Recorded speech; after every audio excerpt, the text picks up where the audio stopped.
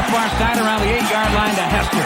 Under it and to the middle at the 15, to the 20, breaks free, the 25 to the 30, to the outside, 40, midfield, 40, 30 to the coast, 20, 15, Hester 5. Oh! Touchdown, Bears!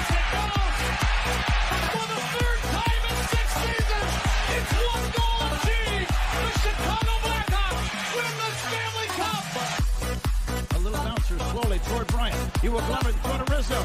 It's in time, and the Chicago Cubs win the World Series.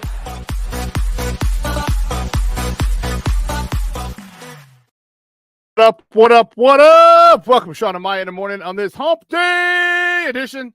I'm your boy, the SuperBack, Shawn Sierra. Thanks for tuning in. If you're watching us on Facebook Live, well, then I guess you found us on Facebook. And if you're not following us on Facebook, what? Come on, man. Go to Facebook, type in Sports Zone Chicago, click the like button, and now you're following Sports Zone Chicago. Simple. But wait, there's more. Go to the show's page. Go to Shawn and Maya in the morning, like that page as well. So not only will you be following Sports Zone Chicago, but you'll be following Shawn and Maya in the morning as well. If you're watching us on our YouTube channel, excellent. And if you're not subscribed to our YouTube channel, for real, come on, man. Go to YouTube, type in Sports Zone Chicago, click the subscribe button. All right, do me a favor. Click the subscribe button. You get it? Got it? Come on, baby. Do it like that. Come on, baby. I need it. I need it. I want it. click the subscribe button. I can't even speak this morning. Wow. Click the subscribe button, but also click the notification button. That's the little bell right next to it. And that'll let you know anytime a show from Sports Zone Chicago is going live. Get it? Got it? Good. Now, if you're watching this on our mobile app, yay. And please don't tell me to know we had a mobile app. Come on, man. What's wrong with you? Listen, we have a mobile app. So if you wouldn't mind, do us a favor. Do us a solid, yeah? All right. Go to wherever you get your apps from. It doesn't matter where you get your apps from, okay? Go there. Type in Sports Zone Chicago. Download it. Take us with you on the go. So not only do you get Shawn and Maya in the morning 3 days a week, not only do you get our other live shows throughout the week, and not only are they archived there like they are on Facebook and YouTube, but I'll tell you what, we give you a slew, and I mean a slew of articles, thanks to my man Clarence Council III. Big up to Clarence for keeping you abreast of all articles Chicago sports related. Now, if you're watching this on Roku channel, I like that kind of party, baby. And if you don't know, you better ask somebody. Sports Zone Chicago, we have our own Roku channel. Okay, so if you have a Roku television in the house, do us a favor. Download Sports Zone Chicago's channel right to your television. Do it. Do it. Put it right there next to the big boys. All right? HBO, Netflix, Hulu, Max, Prime, Disney Plus, Paramount Plus, Stars. Man, speaking of Stars, man, when are they going to have Power Book 3 and Power Book 4 the next season? Because I'm going through some power withdrawals right about now, and I'm a little bothered about it. I'm bothered, baby. I'm bothered. Oh man, but yeah, I need some power in my life. Since they finished Power Book 2, Ghost. Yeah. So, but I digress. Put us there. Download us to your TV set, your TV screen, or your smart TV, and watch us on a big screen. Hell, run a big screen, right, Mickey? Vicky, now. You can also tweet the show. You can tweet us at Sports Zone Shy, that's CHI, at Sports Zone Shy. Now, if you want to follow me, just me personally online, you want to know what I did? Let me tell you what I did. I made it nice and easy for you folks. Nice and easy. One handle for Facebook, Twitter, Instagram, Snapchat, and TikTok. All one handle at the Shawn Sierra. All right. We have a great show, but I need you to get interactive. So listen, whatever platform you're watching us on, whether it's Facebook, YouTube, or our mobile app, you have a question or comment on that platform, it'll come up here in the thread. We'll put it up on the screen. We'll incorporate it into the show. And that, my peoples, is what makes this the best morning Chicago sports talk show around. That's you. So bring them all, baby. Questions, comments, smart-ass remarks, because ain't nobody scared over here. I like The Rock said, baby, don't sing it. Just bring it. Let me see what's going on in the chat, because the chat is jumping already, and I like it. I like it a lot. Shawn Walls in the Mickey Ficky house. What's up, Papa? I said good morning on a hump day and Sox named new skipper. Yeah, we saw that, baby. We'll talk about that, of course. Cornelius Squalls in the house. What up, what up, what up? Man, that loss still hurts. I know.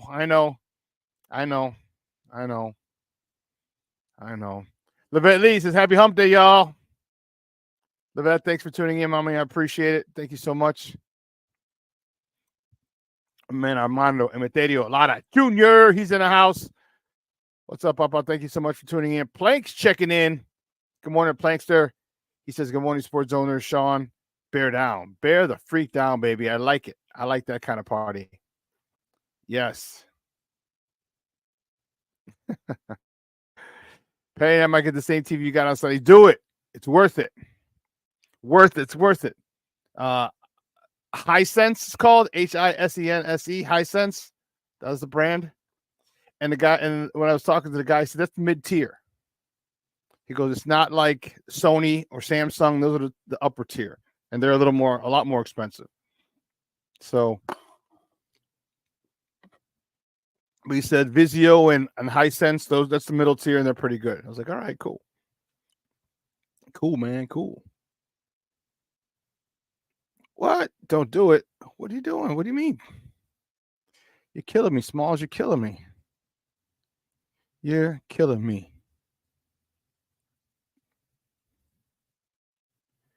Huh. Interesting. Oh, she's like, LOL. Well, no, we'll see. For those of you that know, my TV went out. I had a Philips TV. All right. And wasn't that old. I guess I should have checked if I had a warranty. I know I got a warranty on this one, that's for sure. But it went out.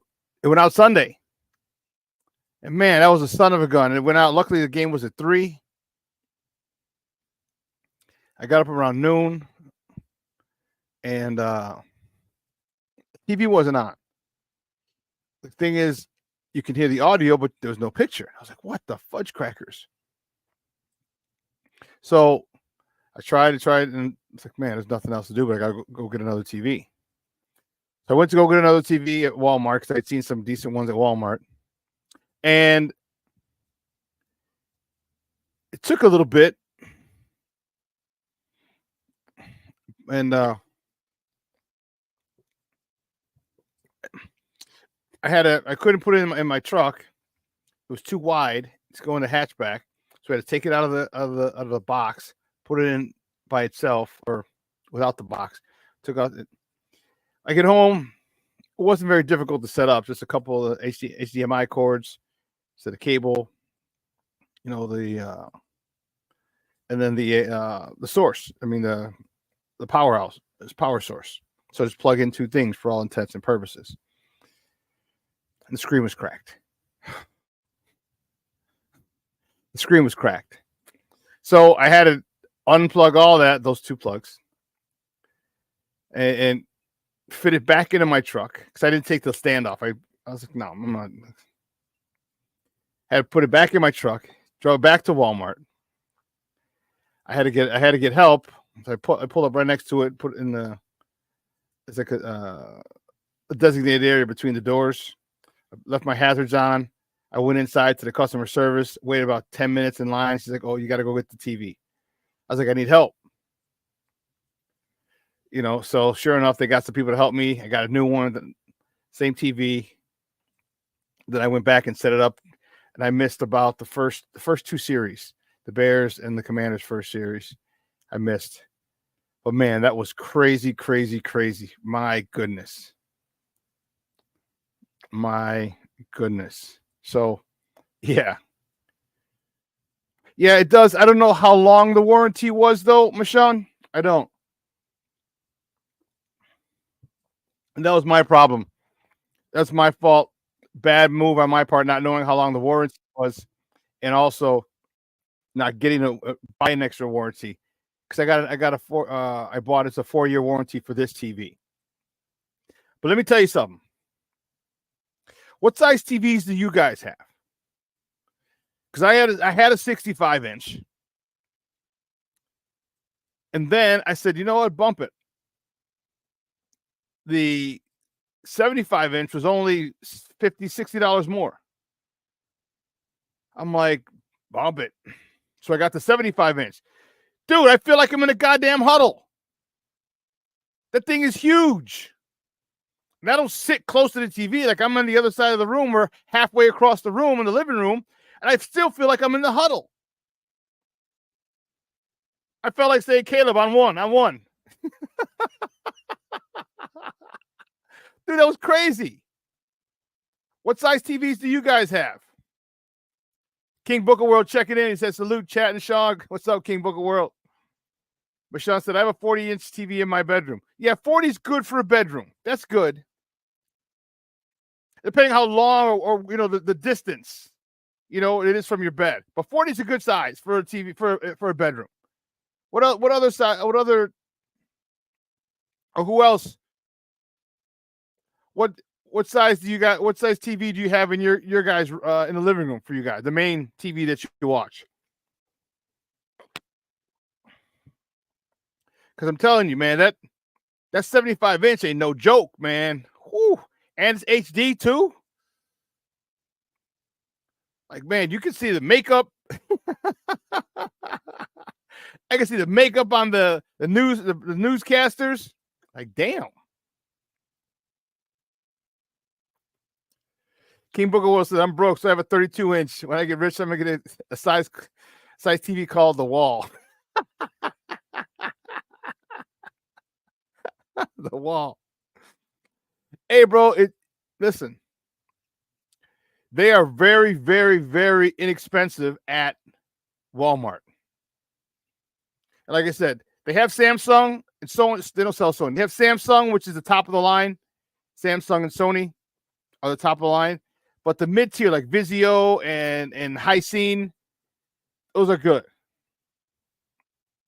And that's why I didn't feel like getting a Samsung. But yeah. So I got the Hisense. I've had Vizios before. Aunt Moss checking in. He said, bear down, Shawn. Good morning, Aunt Moss. Thank you, Papa. Thank you for tuning in. Shawn says, my family had a 55-inch in the living room. Cornelius says, I have a 55-inch, but if you feel like you're in the huddle, I have to upgrade. I'm telling you, bro, that is crazy. And also, depending on how close you sit, because like I said, I sit halfway across the living room on my, the couch. So it's a good 10 feet, 8 feet, 10 feet away. I'm trying to look at the wall. Yeah, a good 10 feet away. 8 to 10. And man, it looks huge. It's nutso. Mr. Shorty checking in. What's up, Papa? He says, ugh, can I pull my head out of the sand yet? I hear you, bro. I hear you. I got some texts from some people across the country. Yesterday, some friends asked me how I'm doing. Levette Lee, she has a 32-inch TV. Okay. Armando, my man Junior, you got a 50-inch TV. Dude, if you get a 75-inch TV, bro, I've been to your house. Like, there's not a lot of space between you, the couch and the wall. Like, it's a long, narrow living room. Bro, you're gonna be like, dude, it's dope. I'll tell you what, it's dope. It is dope. I'll tell you that. Oh man. But enough about that. Man, we got a great show for you at 10 o'clock at the top of the hour. My man Ken Davis is going to join us. We're going to continue this Bears talk. And there's a lot going on. A lot going on with the Bears. Man, players are starting to speak out, and I'll tell you what, it's not a good sign. It's not a good sign. It's not a good sign. Bashan says, have you heard of 90-inch TV? No, they had an 86 at Walmart as well. They had an 86. I was in Costco yesterday or 2 days ago, and they had a 94, I want to say. Yeah, so I've seen those. Those are nuts. And one of them was, I think they had 100 inch, and that was like 2,500. I'm like, yeah, I'm not getting 100. Not for the size place that I have now. Mm-mm. That would be for like when I get my next house in the basement, the entertainment room. That's where the 100 inch would go. Emma says, just get a projector. I've seen some of those. I was at Best Buy, and some of those are nice. Some of those are nice. It projects right on the wall. It's like a stand. It looks like a nightstand, not a nightstand, but looks like a stand. And the projector is like it's on top of it, but like it's sunk in, and it projects out onto the wall. It's not too far. Man, it's sharp. So I've seen those, Aunt Moss. I've seen those, man. Whoo. Yeah. Mr. Shorty says rinse and repeat. Fox, Nagy, now Flus, all ruining a year of quarterback development. Next. Shawn says 100-inch TV might be too big in my family home. I hear it, bro. 100-inch TV is 100-inch screen is, man. I tell you, that's got to be in like a family room. I mean, that's got to be in like an entertainment room. You know, if you have like a basement, a man cave where you have space, you have a lot of people watching. Man. Aunt Ma said, we have a problem hiring a good guy coach. Iron Mike put a bad taste in the owner's mouth. Can't control them, but they are the best. The Bears aren't the only problem with the only team that's following that model. Reinsdorf and crew, they're doing it on both sides. On the west side with the Bullies, on the south side with their new manager that we're going to talk about in a little bit. See, the problem is, and here's the issue. They want guys they can control. They don't like being embarrassed, which is why, remember, if you heard, there was no swearing on Hard Knocks with the Bears, none. Like, really? Like, all football teams swear. Come on. Almost all of them. One of the only coaches that I've ever had. I think I heard him swear once. I think he said ass. He said ass. Was Coach Duffner at Holy Cross. Never. Ass was the worst thing I had ever heard in 3 years of having him as my head coach. Ass. All my other coaches. Coach Quinn and Coach Schaller, God rest their souls. I love them. Hell yeah, they would curse at us in practice. We were kids, 5th, 6th, 7th, and 8th graders. We didn't complain. They cursed at us in practice. Sometimes at the game.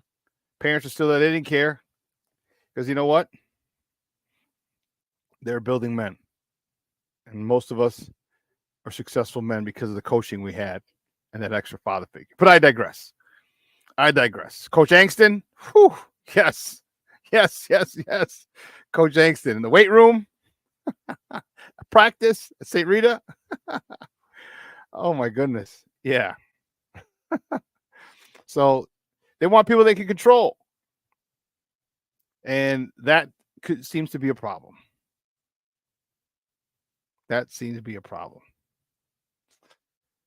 Oh, man. You know, there's just so much.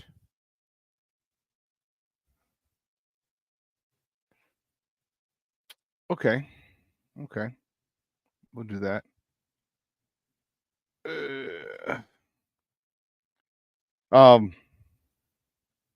You know, there's so much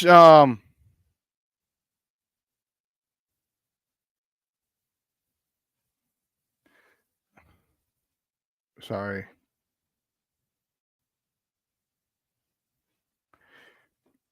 There's so much going around social media, making jokes about some people who's the presidential candidate, or they're in the rally. in Texas. I think they mentioned the Bears losing. Yeah, it's frustrating. Man. King Booker Will. Some of the shit my coaches yell at us with them sensitivity training on the daily now. Yeah. My optimism is gone. I feel dead inside. Well, see, don't do that. Don't do that. All right. Don't swing with the emotions like that.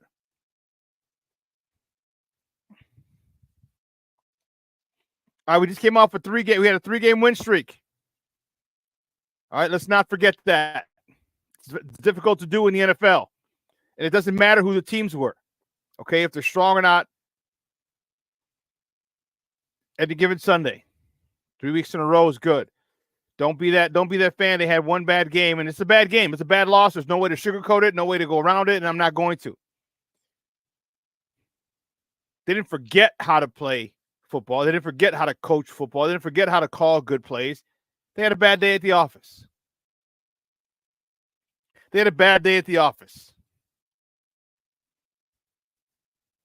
Okay? It was across the board. And here's the positive note.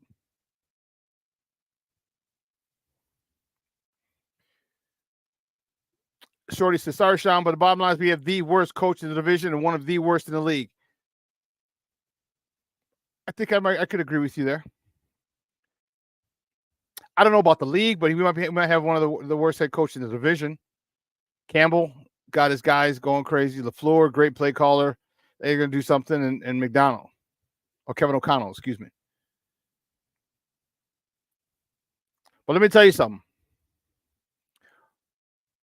You can sit there and be on that side of gloom and doom, or you can sit there and say, hey, shit, Caleb took us down and scored.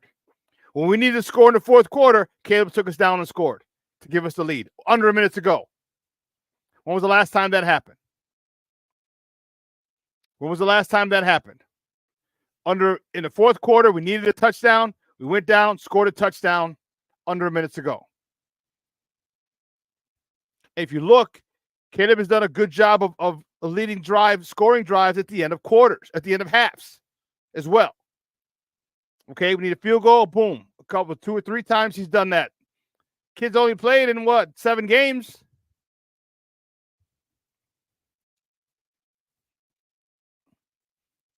All right, kid's only played in 7 games, and he's come back and he led scoring drives at the end of halves twice. It would have been a game-winning scoring drive Sunday if it wasn't for the silliness of some people on the defensive side of the ball and the head coach. That would have been 3 games that he scored at the end of half or a game. But 7 games in, he led the team would have led the team to a game-winning victory with 25 seconds to go. I think he got something there. Okay, so you can sit there and look at be down and in the. You can be a negative Nancy if you want, but look at the positives. There are some silver linings in this cloud. And it's a big ass dark cloud.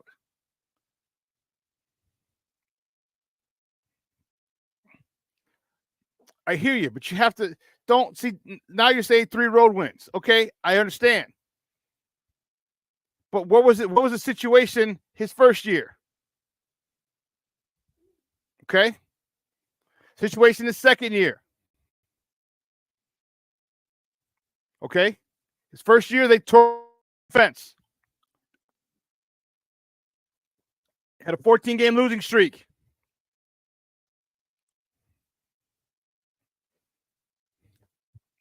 Don't worry, they'll remember I said the worst that I could say I would be okay with would be 6-3. And they have the chance to go 6-3. They're going to Arizona on Sunday. And then they're coming home for the Patriots before they welcome the Packers. They can still finish 6-3. If you finish 6-3 and you split those last 8 games, you're 10-7. You're 10-7, and unfortunately that might leave you out of the playoffs, but you can't go wrong if you have double-digit wins. Remember I said Remember I said you have to improve from last year. The Justin Fields led Chicago Bears won 7 games last year. You got to have 10. And they're on track for that.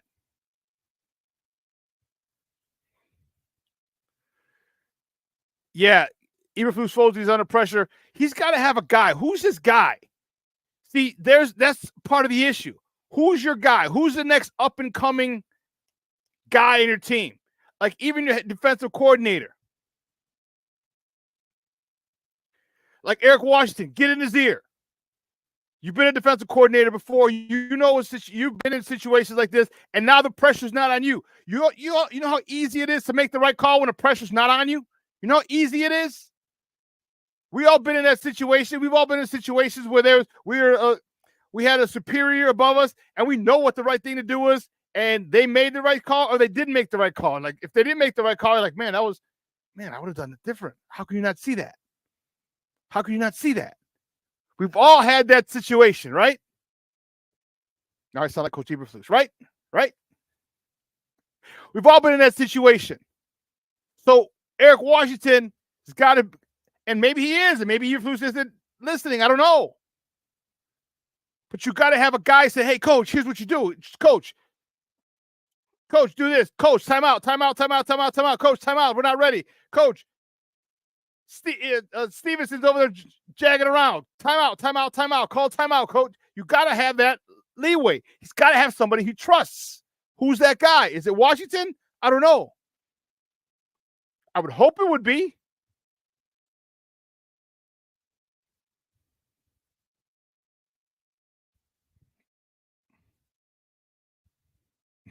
Shorty says, thanks, Shawn. I usually am. You're right. Now with the optimism, I need this. Okay, good. Junior says we're having a Shorty intervention show today. There are a lot of good things that came out of this. Let's not get it twisted.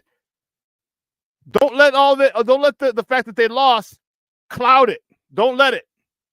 It's easy, especially the way they lost. It's easy, but man, don't let what happened cloud the good stuff. You're saying, well, what good stuff was there? The freaking long touchdown run by DeAndre Swift. He's gotten better and better after the first 3 games. He's averaging 5.4 yards a carry, over 5 yards a carry. Come on now. If you don't think that's good, I don't know what to tell you. I mentioned Caleb that would have been a game-winning touchdown drive if it wasn't for the last 25 seconds.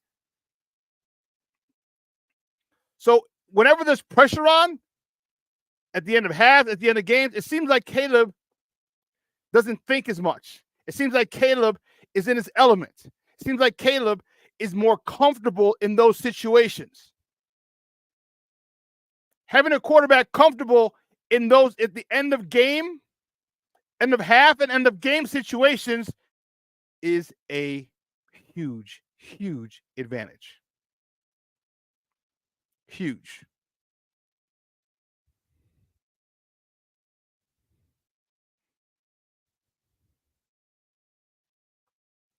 Cornelius says Caleb was shaky at the start, but he finished like a franchise quarterback. Yes, he was horrible.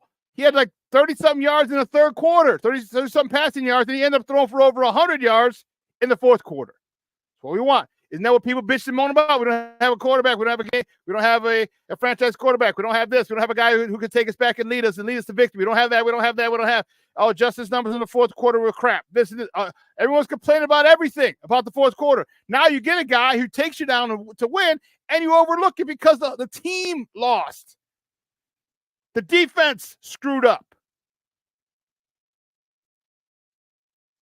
The coach screwed up. The offense didn't screw up in that fourth quarter. The defense did their job the first 3.5 quarters, keeping them to field goals. The offense, the NFL's number 1 ranked offense, they kept them to field goals. They only scored 18 points, and the only reason they got 18 was because of the Hail Mary. It would have been 12. They held the NFL's number 1 offense to 12 points minus that last play. And the offense couldn't get it going. They got it going in the fourth quarter. Caleb takes him down for the lead with 25 seconds to go. So there's definitely some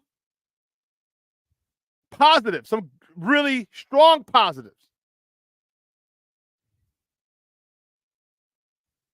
So let's not get all Chicken Little on us now. The sky's falling. No, it's a bad game. Now here's the thing. Don't let Washington beat us twice. Coach Eberflus cannot allow that to happen.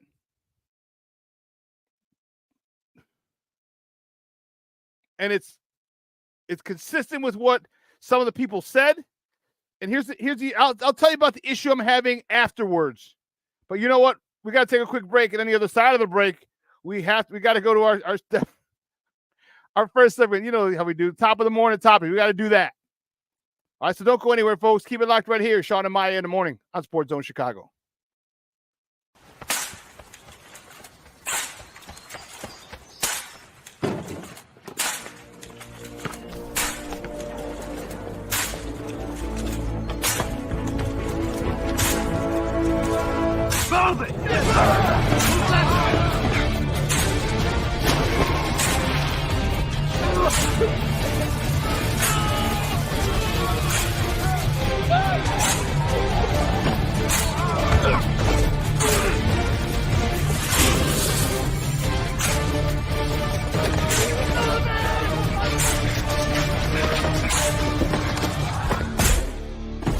Many will hear the calling. Few will earn the title. United States Marine. The few, the proud, the Marines. Hey, it's your boy, the SuperBack, Shawn Sierra, and be sure to follow Sports Zone Chicago on all social media platforms, on Facebook, Instagram, and our Roku channel. You can find us at Sports Zone Chicago, and on Twitter, we are at Sports Zone Shy. Also, be sure to download our mobile app so you can take Sports Zone Chicago with you on the go.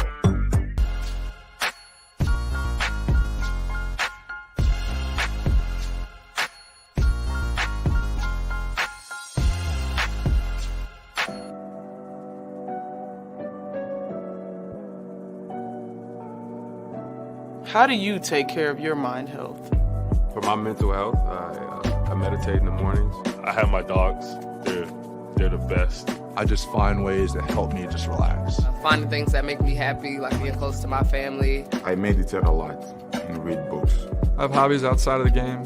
I'm able to switch off. I'm able to turn my brain off from the game of basketball. Your mind health matters. Your mind health matters. We are looking for a few heroes, mentors, trailblazers, innovators, a passion to change lives, spark curiosity, open hearts, and awaken minds, help students answer the question, who am I? This could be your calling, but this is no job. It's the journey of a lifetime. Be a hero. Be a teacher. Mental health and learning disorders don't discriminate. 17 million children and adolescents in the United States live with disorders like anxiety, depression, ADHD, and dyslexia. Less than half get the help they need to thrive. Help the Child Mind Institute change these children's lives. Visit childmind.org.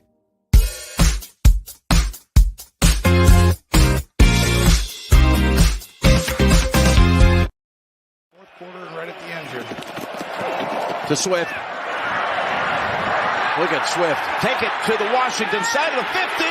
Down the sideline he goes, and he's galloping home for the game's first touchdown. There's your Devin Hester moment. You're really 2 plays off.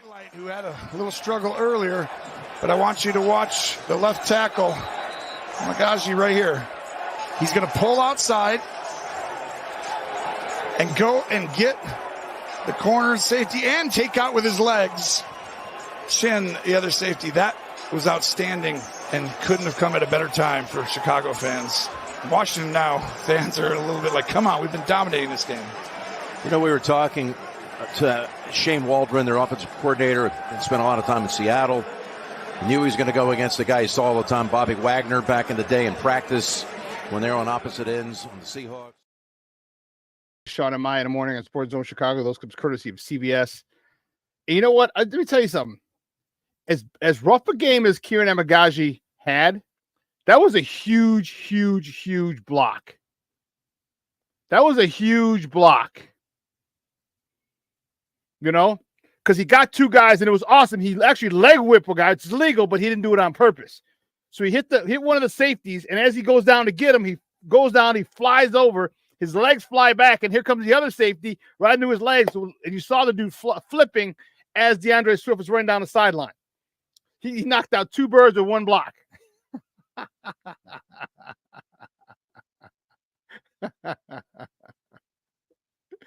Oh, man. So great job. And I know he had a problem. Okay. I know he had a problem. But, you know, for him, we'll see. We'll see. I don't know. Remember, everyone was so high, and I'm like, yeah, I don't know, man. I'm like, the kid went to Yale. All right. And believe me, that's the 1AA. Or it's FCS, but it's 1AA. All right. And that's the level I played.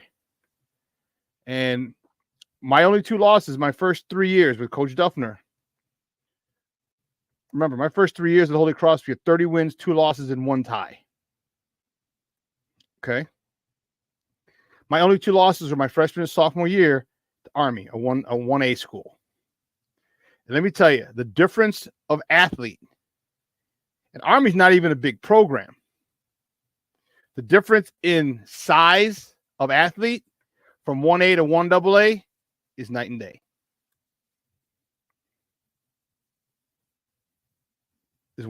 Is night and day. So it's his level. It's probably overwhelming because you face guys at practice. Of course, you have guys at practice, but as you start to adjust to those guys, okay. When you're facing guys that and remember, he didn't play, so he didn't get all training camp reps. He didn't get the joint practices. He didn't get the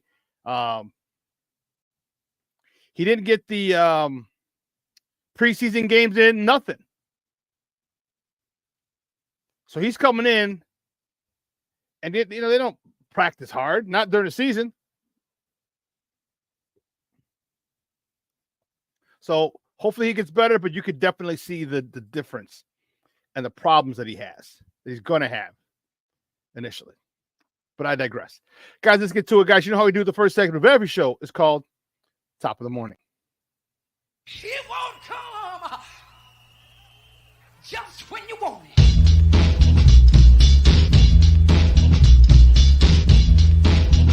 Top of the morning to you. Top of the morning to you. Top of the morning to you. Let's see, the first top of the morning topic is where do we go? Which way do we go? Which way do we go? Here we go. We'll start this way. The Bulls host the Orlando Magic tonight at the United Center. Tip-off is at 7 o'clock Central. You can catch that game on Chicago Sports Network if you have. As long as you don't have Comcast, you can. Or you can listen to it on their flagship station, 670 AM. You know what's really funny? This is really, really, really funny. Usher is at the United Center. Usher was there last night. And he's there tomorrow. I actually might go tomorrow. We'll see if my guy can get me tickets. I'll probably go tomorrow to the Usher concert on Halloween. But it's crazy how you got Usher last night. So the crews are working overnight, dismantling the stage because the stage was big. So I saw a friend of mine or someone on my timeline was there last night, and the stage was kind of like in the middle of the floor, and he was roller skating around because that's his thing. Like his residency in Vegas, like he was on roller skates a lot. So they had to so it's a long stage. So they had to dismantle that right after the Bulls game. I'm sorry, they had to dismantle that last night right after the concert. Get ready for the Bulls game tonight. And then immediately after the Bulls game, they got this man on the court and put that stage back up because he's going to be performing tomorrow. That's nutso. Crazy. But I digress. The Bulls are looking for another home win, man. I'm excited about this team. I like this team. Like I said, they might not be a good team or a great team, but they're going to be fun and exciting. Sticking with the Bulls, the next top of the morning topic, Lonzo Ball. My goodness, man. Fudge crackers. Lonzo Ball suffered a wrist strain in Monday's game, and he will be out at least 10 days. Man, I don't even know what to tell you, bro. I don't even know what to tell you, my peoples. You talk about frustrating.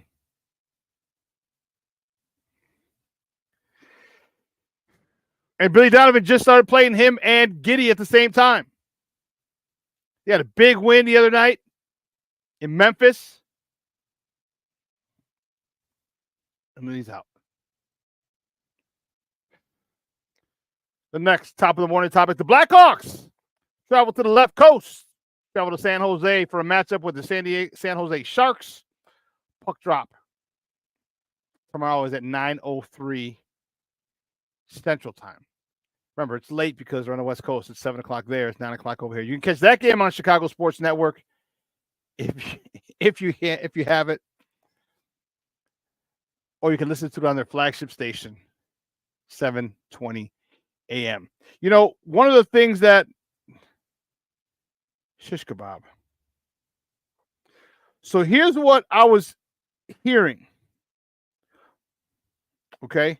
Here's what I was hearing.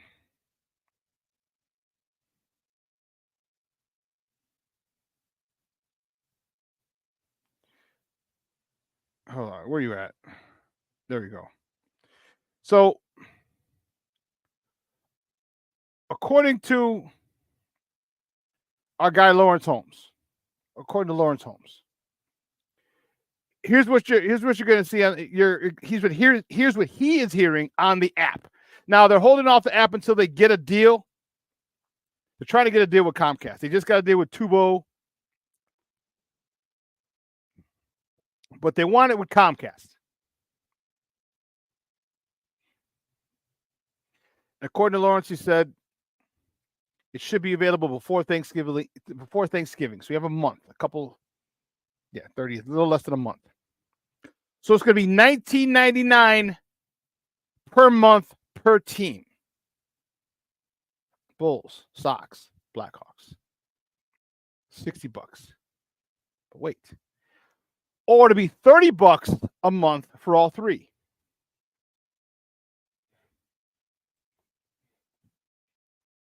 All right. So you pay $20 for one per team per month. So if you want to get two teams, like it doesn't make sense for you to get two teams. You might as well get them all. This is for the app. $19.99 per month.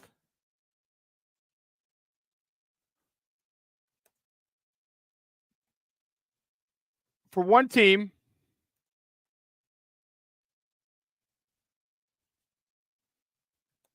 Or $30 for a month for all three. It's like it doesn't make any sense. You can go $40 a month because you don't like the Blackhawks. Maybe you don't want the Sox. You're a Bulls and Hawks guy. Okay, great. You're gonna pay $40. You can just end up paying $30. Just end this on GP alone. It's only $30.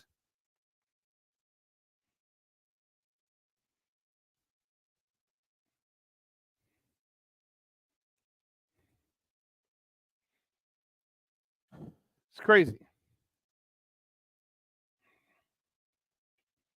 So this is what, or there's more, or $300 per year for all of them.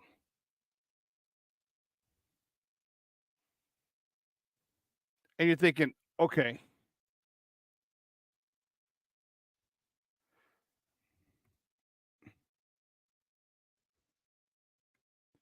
So it makes sense.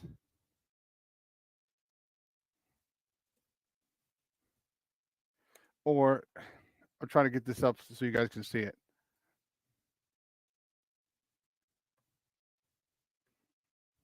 year. And that would make, and here's the crazy part.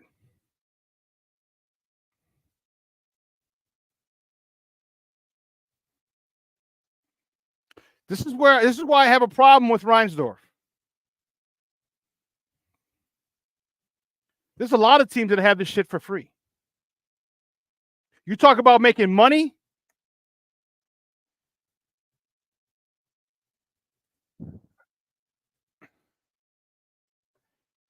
They're making money because you know how apps make money?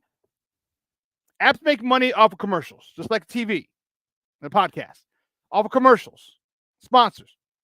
So not only are they charging you to watch it, but they're also charging advertisers. So they're double dipping. So if this doesn't piss you off, I don't know what does, because there's a whole bunch of other regional sports networks that you can watch their games for free on their specific app. This is some crazy shit.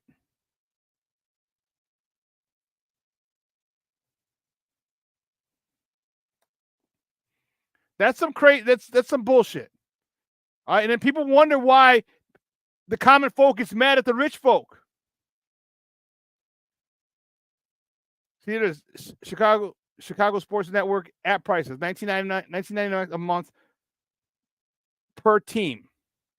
$29 a month for all 3 teams, or $300 a year for all teams for the whole year. Because if you go $30 a month, that's $360 if you pay month by month. But if you pay $300, probably a one-time deal, $300. They should make it like $150. You can break it up into 2 months. But no, they're not like that. That's jagbaggish, real jagbaggish. Like, who the hell wants to pay $300 to watch the Bulls and the Sox? Speaking of the White Sox, the next topic, the one topic, the White Sox.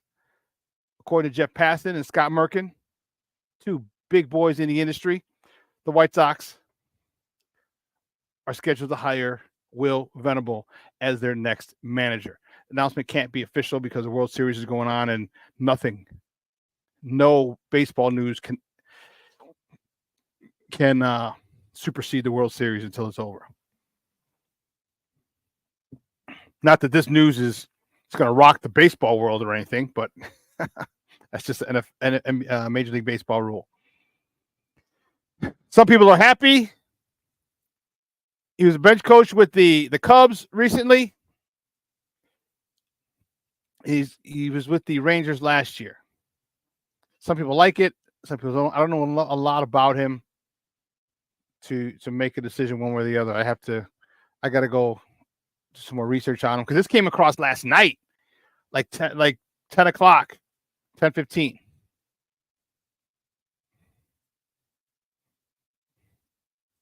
See what we got here in the thread.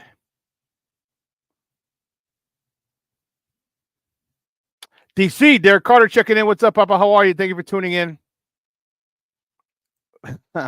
Shorty's like, I just so badly wanted this to be our time, our national quarterback love, our miracle wins.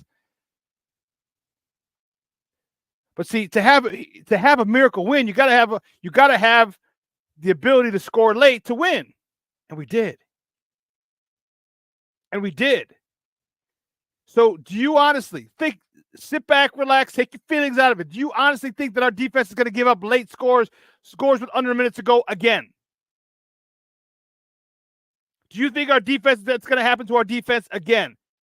At all? The remaining 10 games, do you think our defense will give up a touchdown? And that was the only touchdown they gave up in the game.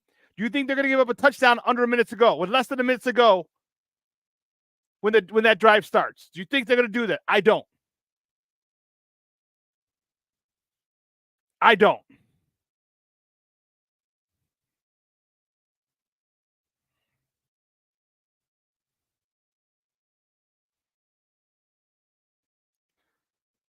King Booker Wilson, I don't blame Kieran at all.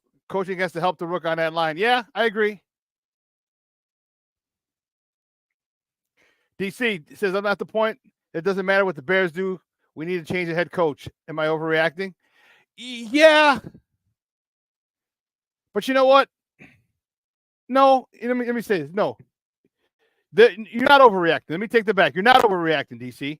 All right? Because there's more than enough instances where you can say, man, some coaching decisions are not good. It doesn't mean he can't get better, but some coaching decisions have been poor. Okay? The 2 losses last year. We were up, 14, 17 points in the fourth quarter. 2 losses. We had a 97% chance of winning in the fourth quarter, and we lost. This past Sunday,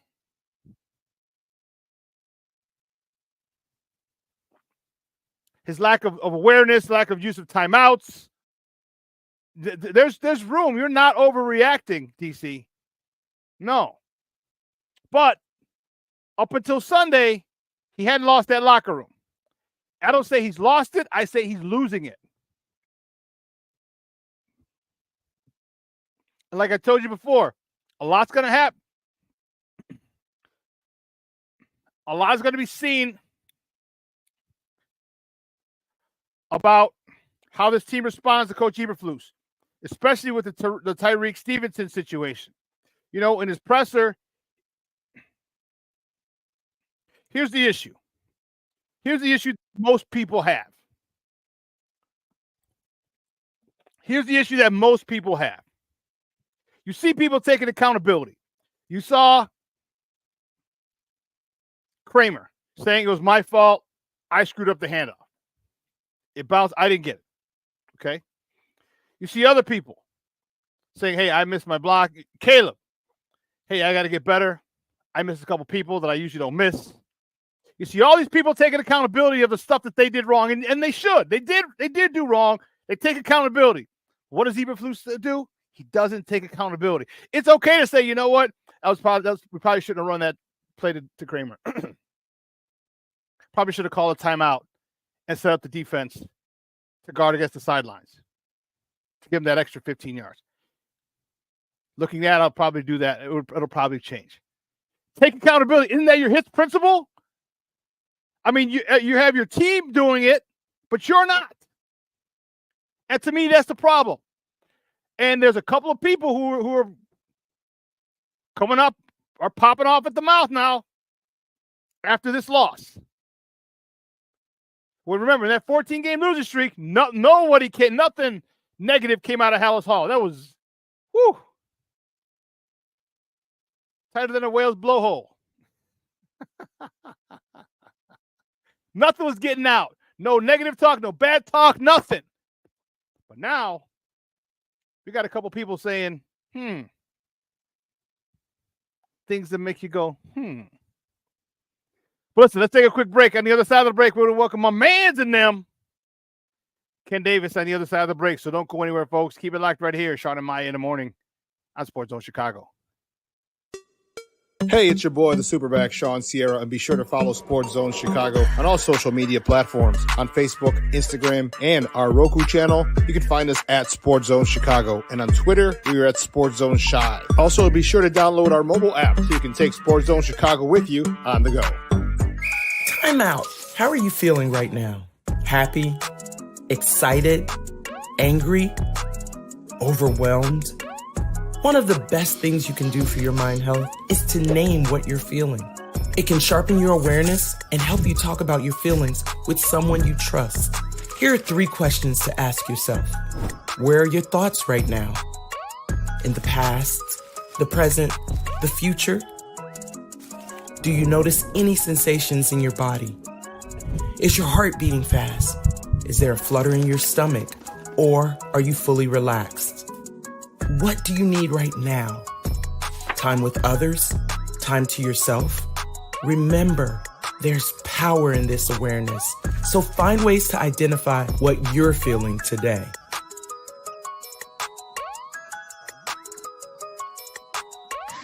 Hi, guys. Hey. Hi, Megan. Hey, Jessica. Megan, you're a tramp. Ryan Fitch told me you guys made out. Everybody knows. He said your breath smells like garbage. And he almost puked. He says you're the most desperate girl he knows, besides your mom. How many boyfriends does she have anyway? Lots? Your makeup makes you look like a clown. That zit is huge, zit face. Ugly.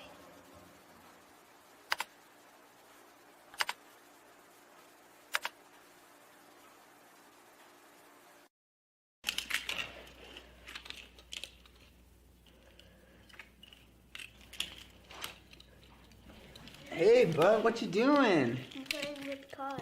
Cars? Can you show me what a car does?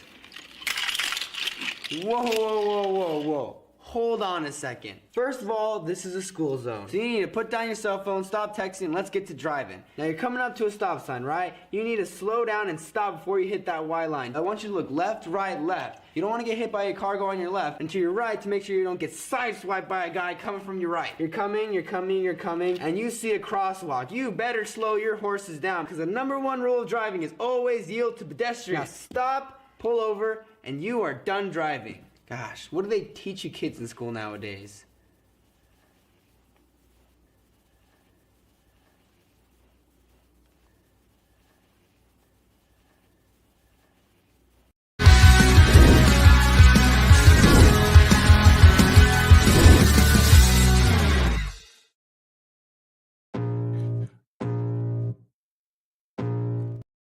On. Welcome back to Shawn and Maya in the morning at Sports Zone Chicago. Man, I'm excited to talk to my next guest. I'm fired up. It's been a minute, but I want to hear his take on it. And guys, you know how we do. He's the host of the Under Center podcast, good friend of the program, and beer stein aficionado, my man Kenneth Davis.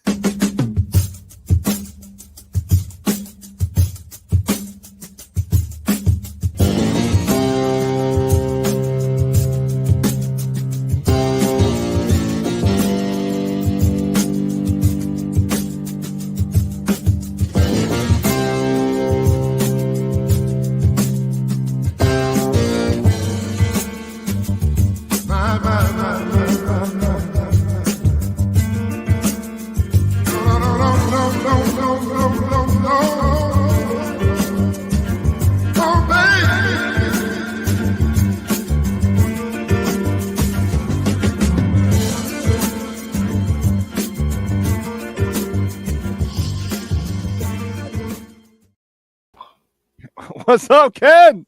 KD's in the house, baby.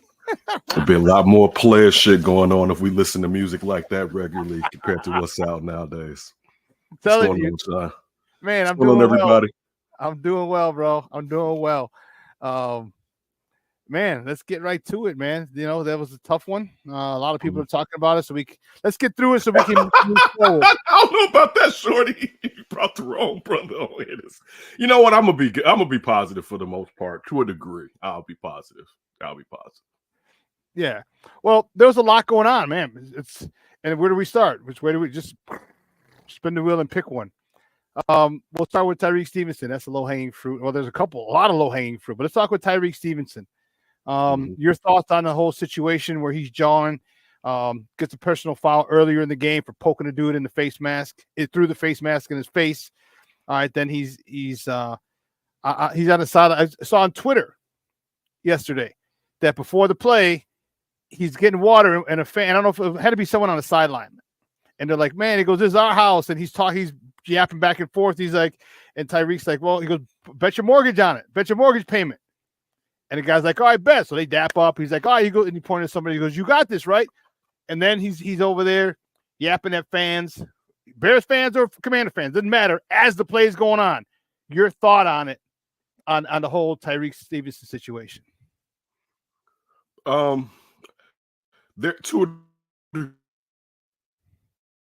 degree, I enjoy the fact that he plays up to the line. You know what I'm saying? Where he's pushing it if he needs a certain edge. But I think it just shows a lack of accountability, if we're really being honest, and growth. Because, okay, last year He got burned a lot because nobody was throwing Jalen's way. But we saw the potential in Tyreek. You can see, I see why they drafted him. You know, a big corner. You think about before he transferred out of Georgia and being the star and what you have to do in that system. He wanted to be a boundary cornerback. He's here playing boundary quarterback. You know, we have Gordon to play that nickel role here. The jawing during the play, that's a problem. You know, like that. There's a difference between, okay, you know what? I prefer if you didn't do that when you're talking about bet the mortgage, when you're talking about, of course, the last player doing something is going to be the one that gets a flag with putting his finger in a face mask. Not to say that wouldn't anger me, but I get that that's the style of player that you are, and you can't get us flags, though. That you can't do that again. That last part where, I mean, it's one thing to be jawing around prior to the play commencing. You're still jawing while the play is going down. That right there, you can't do that. Like you like, to me, and like talking to some of the people in the industry, it's like, where's the accountability in the locker room? Well, before we get to Flus, because there's a certain standard where players in the locker room police themselves. Yep. And even though you had to move off of him because of his foot, and I know some people didn't like him because he went through ups and downs here, it shows you what Bojack not being in that locker room could take place. Because somebody, particularly when we're talking about those defensive backs, was supposed to make sure this kid learned, all right, it's time for you to start maturing to a degree. With Flus, I was watching everything you said here. He should have been going at the end of last year. I mean, we all knew the best thing was to clear the deck. And it's so Chicago where we're getting a new quarterback. The team has built a roster that looks like they can get to contention a lot quicker than we would have expected. But we're still holding on to something because we're afraid to find something new. One of my biggest fears with Matt Eberflus has always been, is the Bears' start to the season, is that a trend or is it an outlier? And every year it's been the trend. So I was expecting perhaps especially with the schedule this year, where it's as lopsided, I've said that several times joining you, as lopsided as the schedule was, you had to take advantage of these what seemed like victories at the beginning of the year, but knowing that there's parity within the NFL and teams you expect to beat will beat you on any given Sunday. But yet we've seen them forget, like everybody wanted DeAndre Swift gone, which to me was like, wait, what? They weren't running the rock. I'm talking to a running back. They weren't committed to busting that ass and being physical. You know, they weren't. And how can you go from the two prior seasons, the best running team in the league? Of course, now you had an exceptional quarterback athletically that helped exploit the run game because you basically had to spy Justin. So it allowed your running backs to basically play with a man off their ass, basically, because we got to watch what Justin is doing during RPOs, right?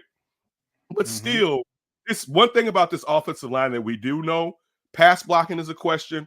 Run blocking, they can do. They can shoot off the ball and get somebody. You brought in Shelton because of the scheme on what you thought he could do at the next level. You didn't bring him in to be his light ass to be a pass blocker.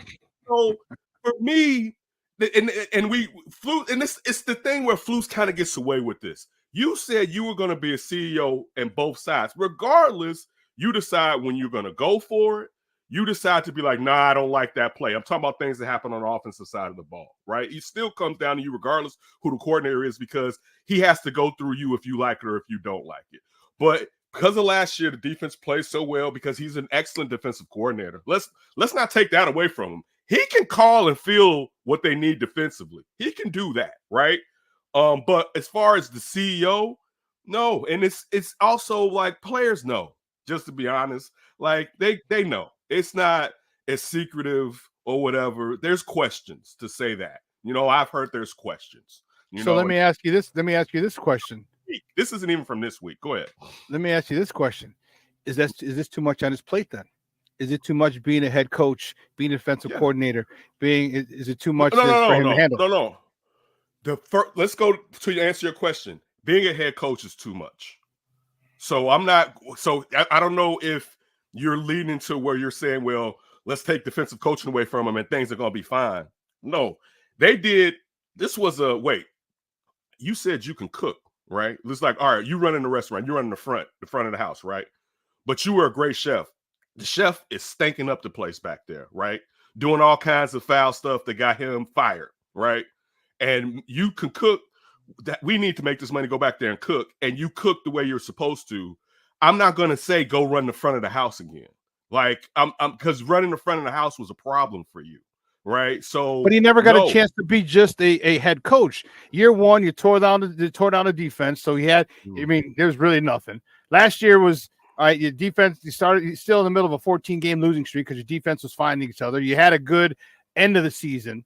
And this year, you know, and then don't forget last year you had the scandal with the defensive coordinator and the running back coach and all that other stuff. All right, so he never really had a chance to just be a head coach. So he was head coach and defensive coordinator for the longest.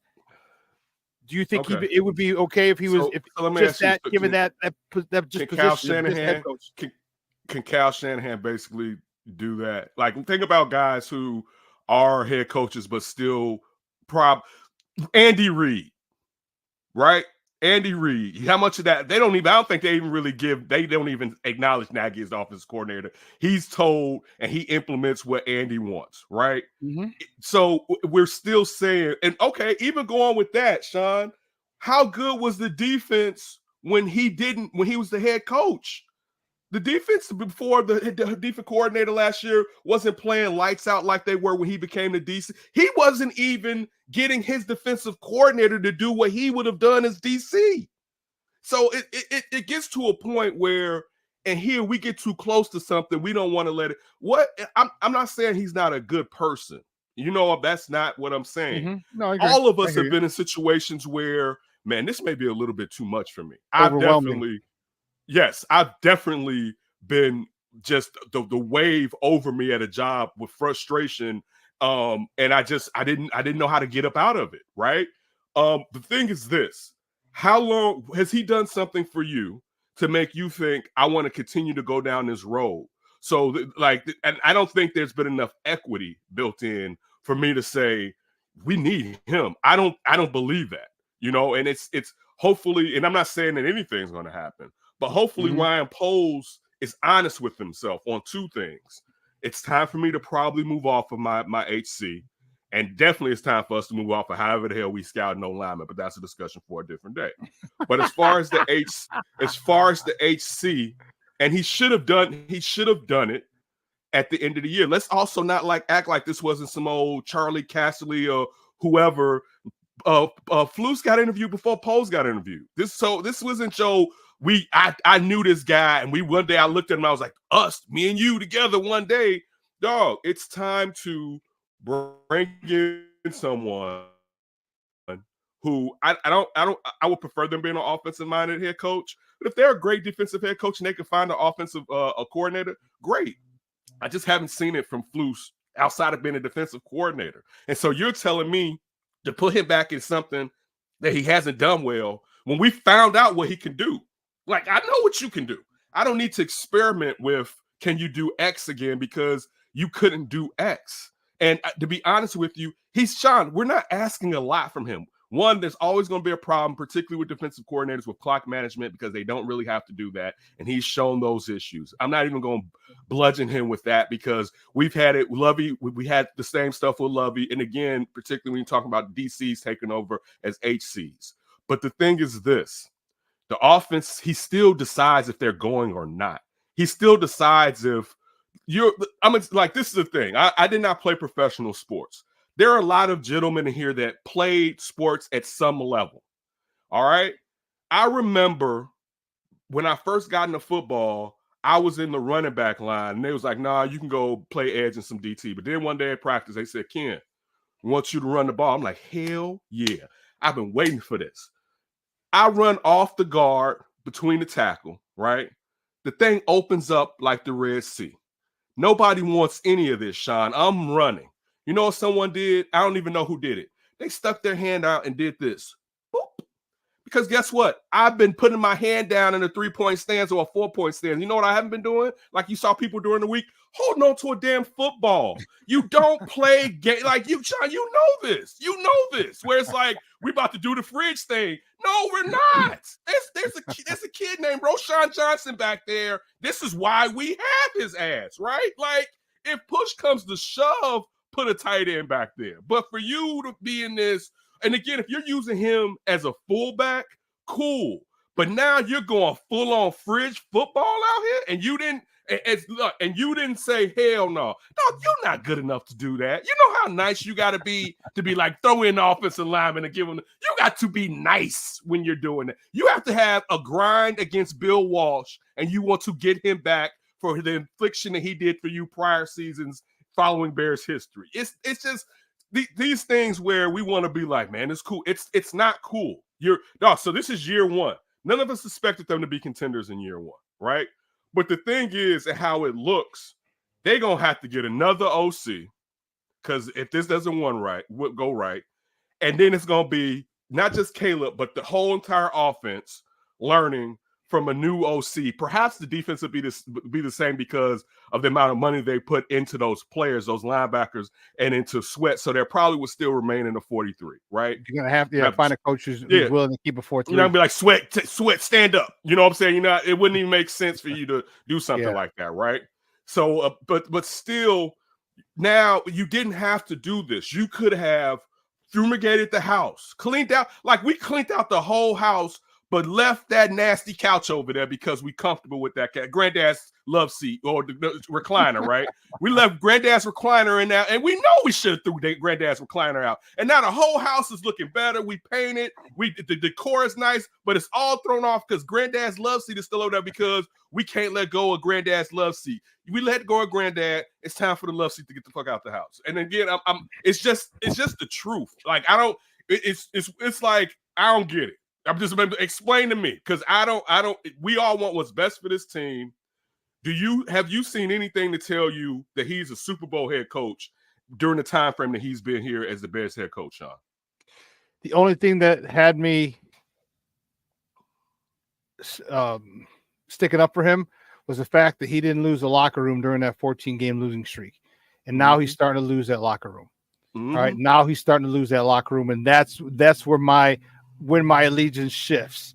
All right, when you got stuff like this going on, it's going to be important that we come back, tomorrow and then throughout next week and look at the positives, look at the negatives of, for us offensively, how we started slow and those things and get those things corrected. But to obsess over the result of what happened, I think it's just a little immature and understandable at the moment. But yeah, there's a lot that we can get better at. I'm sure you already got to this, but how do you explain the first 3 quarters on offense? Yeah, I mean, it wasn't good. I'll tell you that. And thought they were covering well, and we weren't being efficient enough on first and second down, and a few penalties set us back there. So again, that is a hurdle that we got to get better at. We haven't done too well in weeks past of that, so we got to be better there.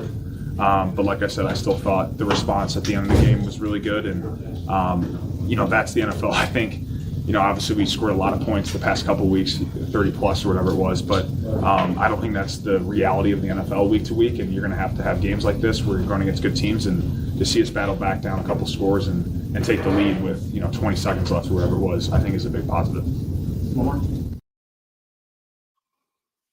He also got that video clip courtesy of CHGO, but he also said in there that in practice, he talked about Tyreek, where he said there's got to be some accountability, some respect for the game. And that was one of the things that I said the last couple of weeks when they were playing these busters. I said, here's a big thing, a test for Eberflus.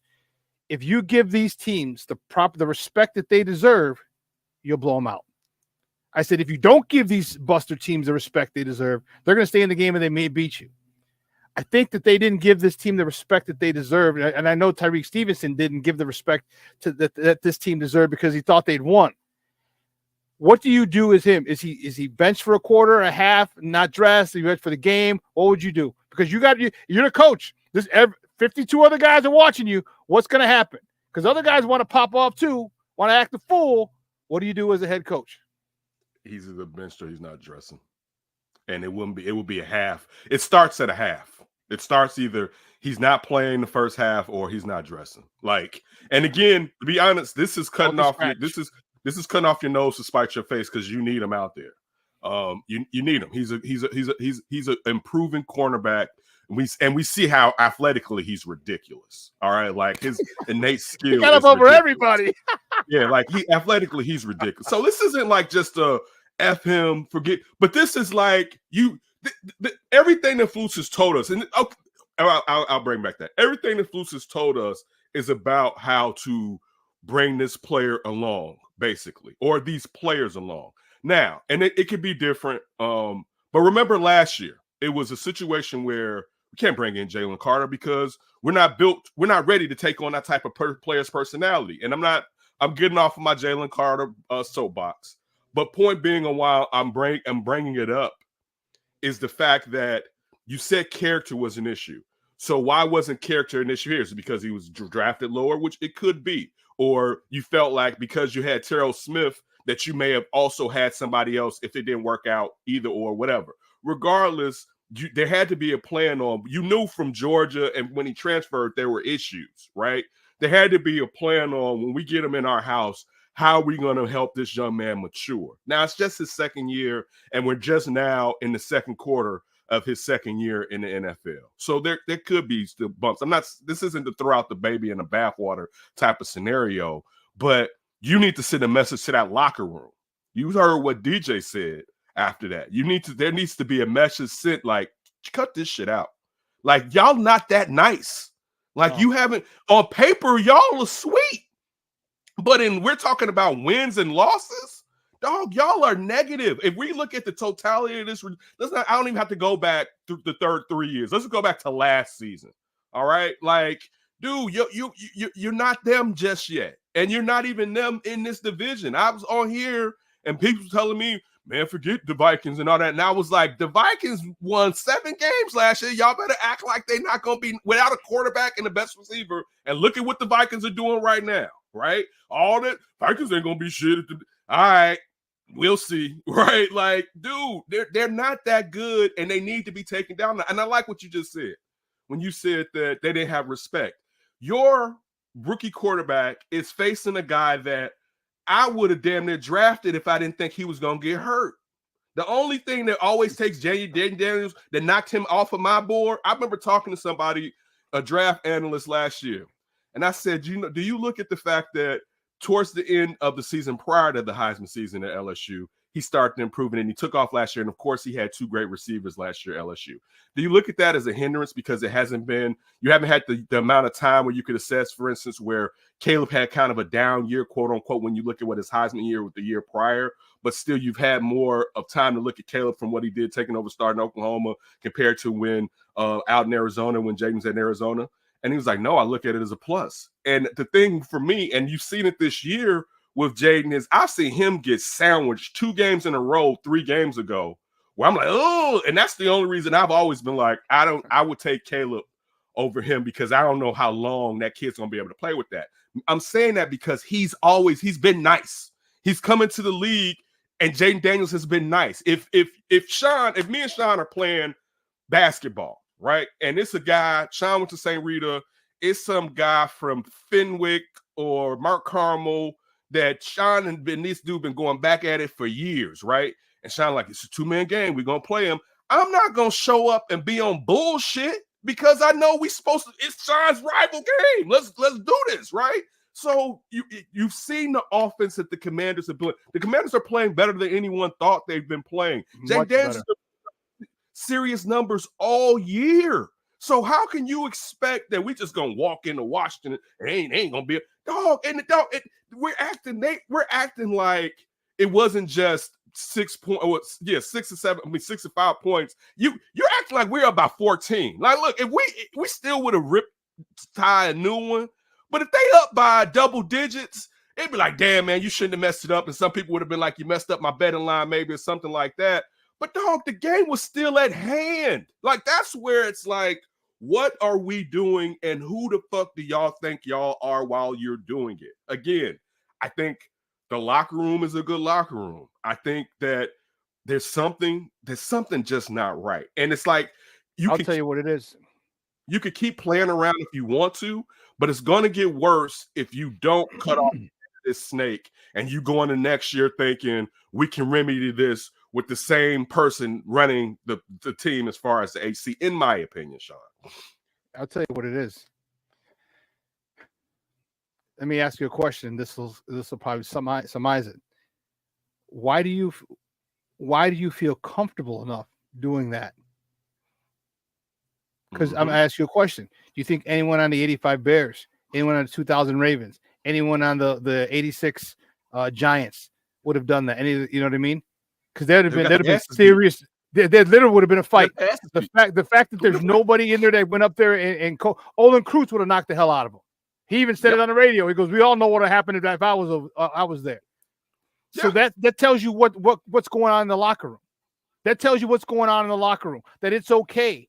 All right, Sweat. I understand you just got here a little while ago, but you just got that money, Papa.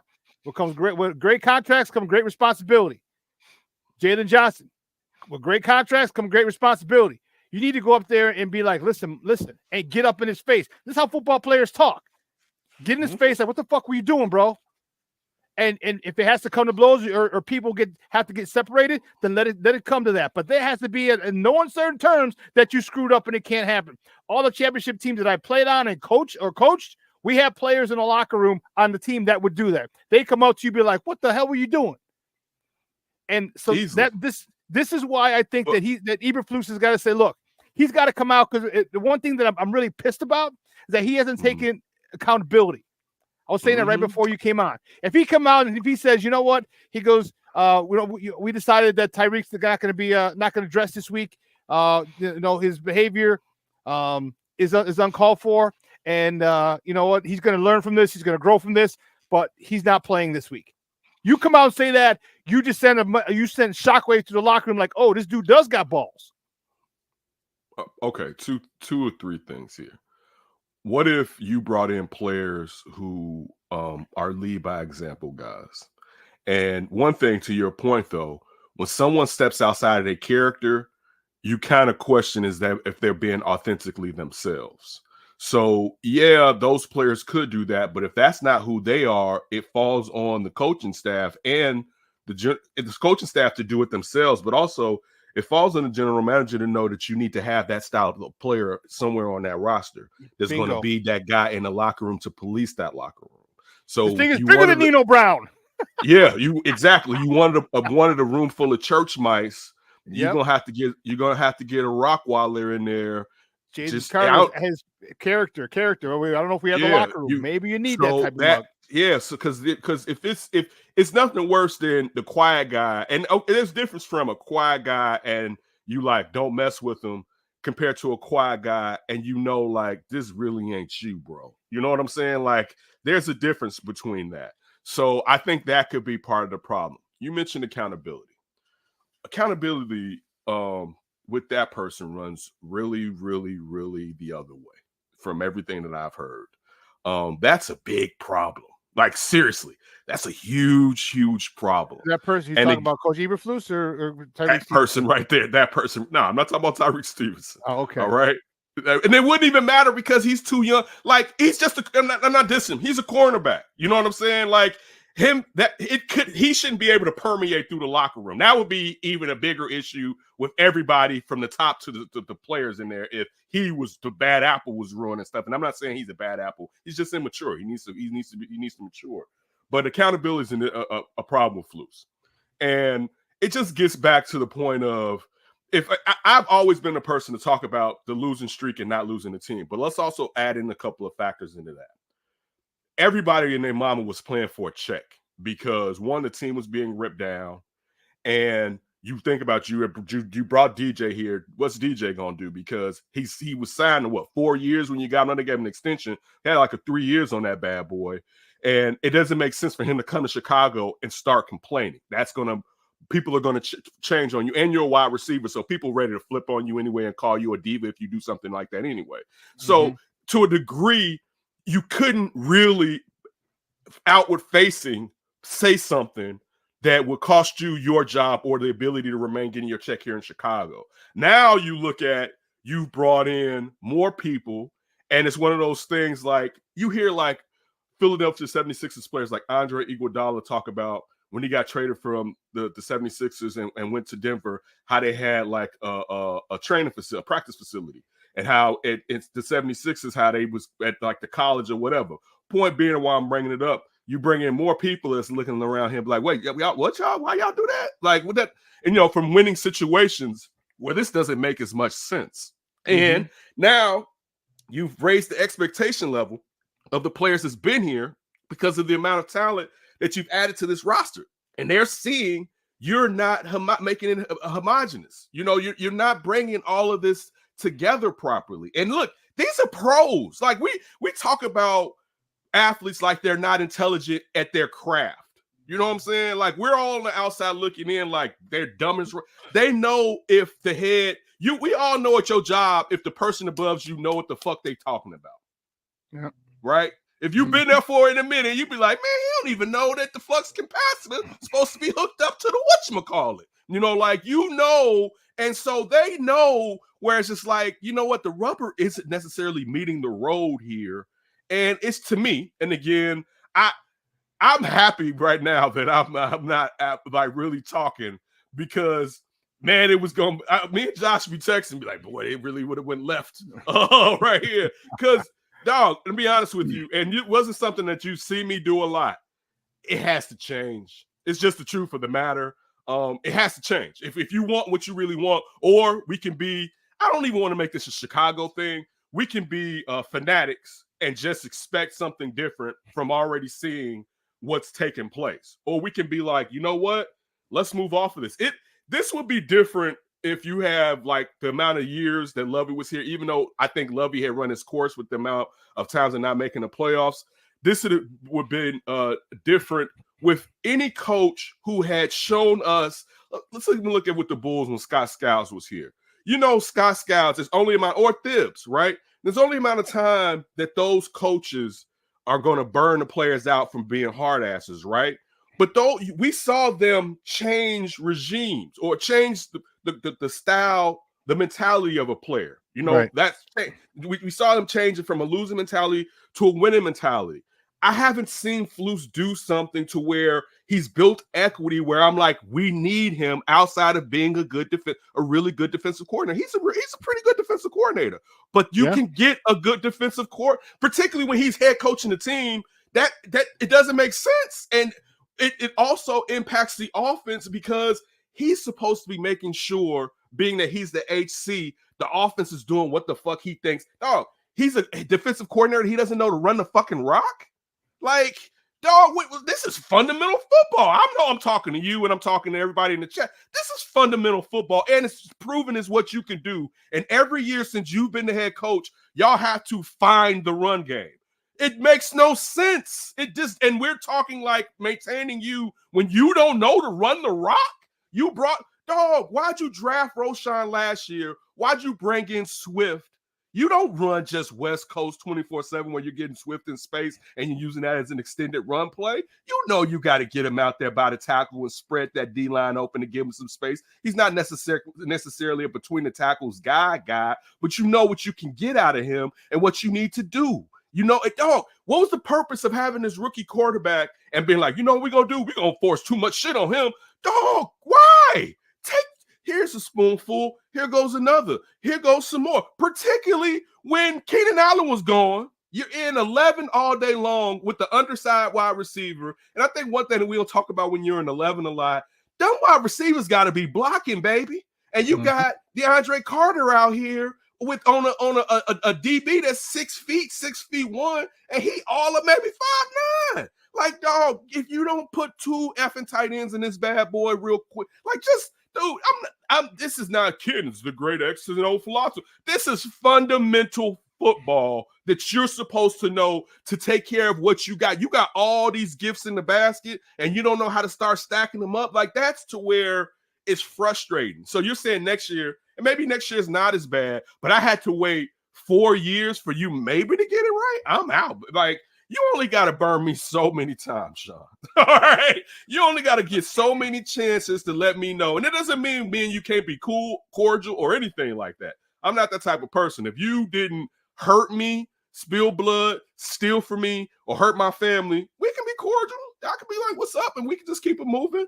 But I don't have to make you an integral part of my future. And that's the thing with me, where it's just like, dude, this isn't working. And now you've built up this roster, and he hasn't shown enough for you to be like, I gotta hold on to him because he's gonna make me regret it. Dog, if he makes you regret it, so what? I will sit here and be like, I was with you. We was wrong.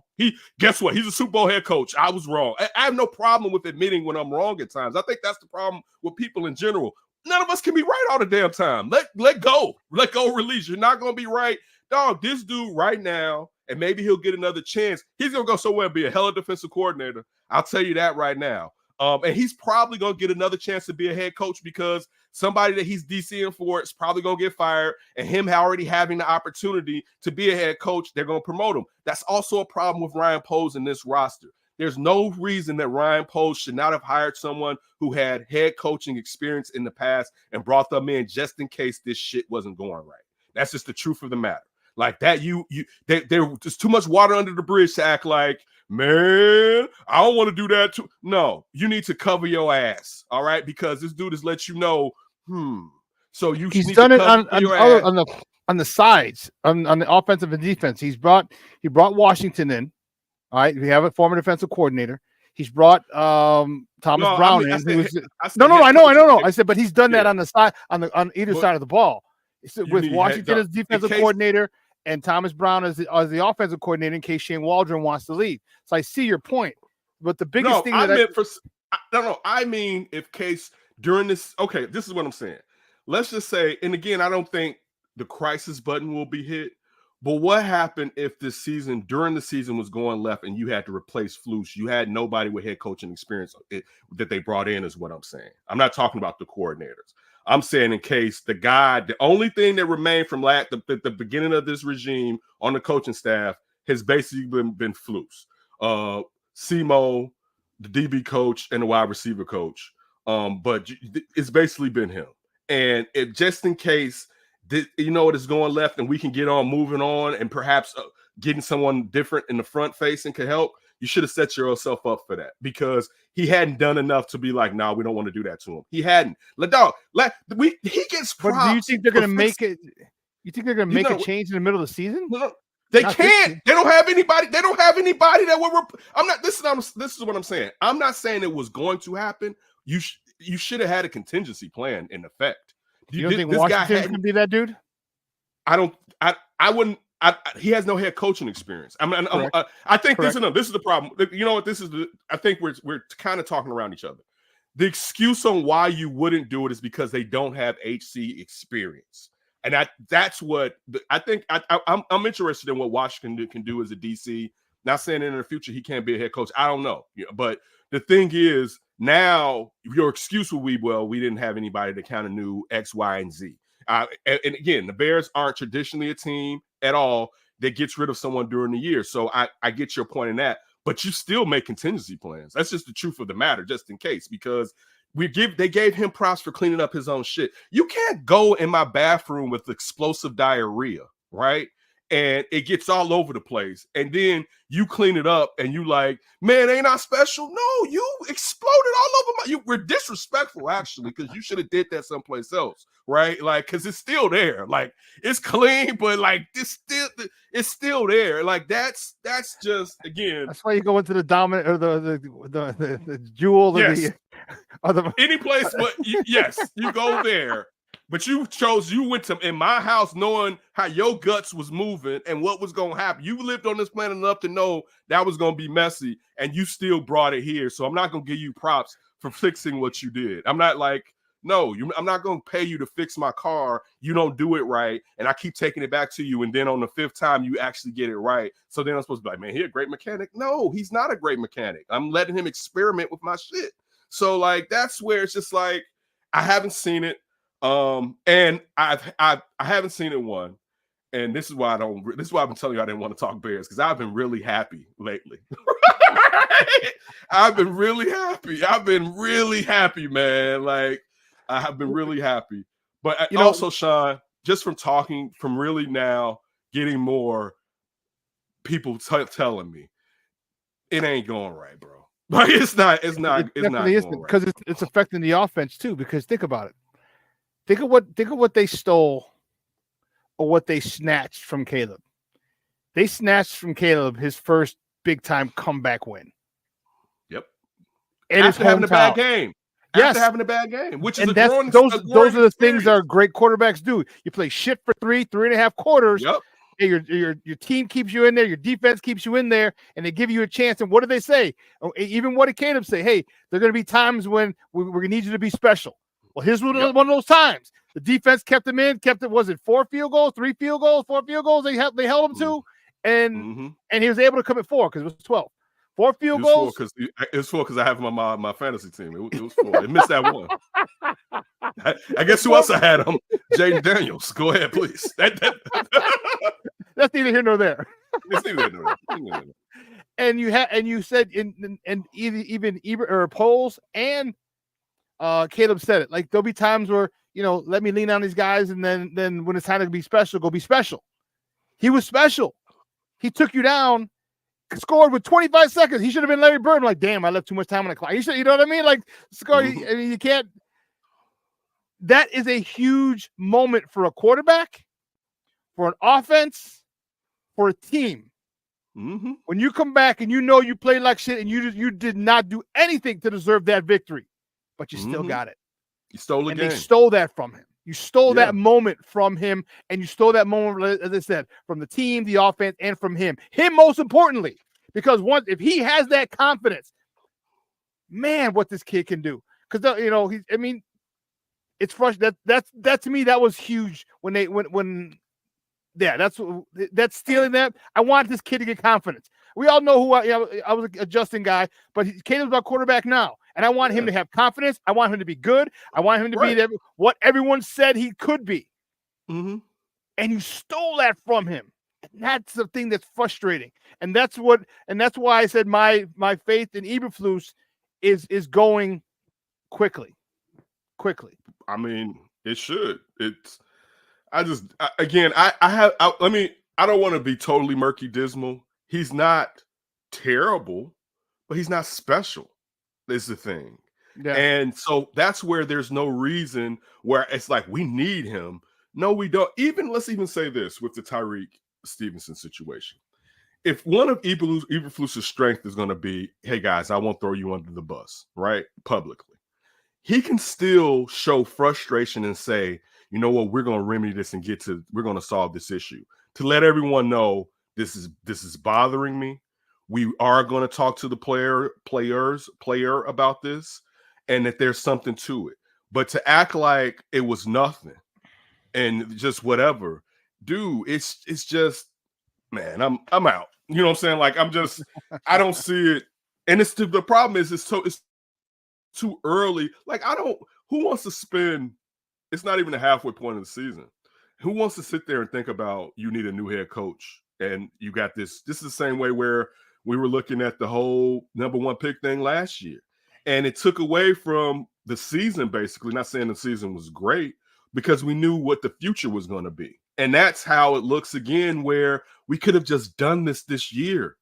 Like this should have been taken care of this year. And like that's where it's frustrating, because that one thing that I think Ryan Poles is a really good general manager. I do think he has flaws, and I've mentioned offensive line.